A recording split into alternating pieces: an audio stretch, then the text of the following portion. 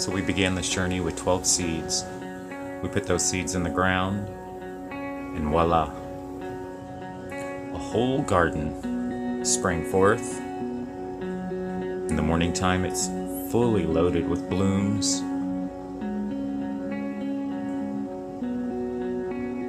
The arbor itself is 10 foot tall,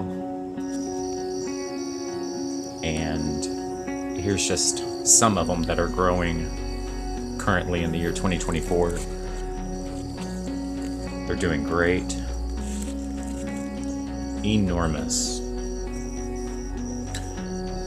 You can see right after this one, all of them that are growing up on top of the wire that were too big to come through the wire. This one's coming in at about almost 2 feet. All the ones on top that are curled. Now we wait for these to dry on their own. We'll get out and pick them just right before the first frost so that the frost doesn't damage them or mold them, and they'll be just fine.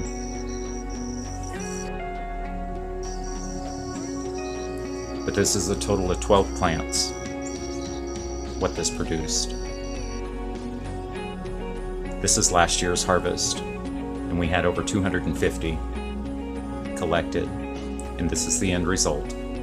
Loofah scrubbers.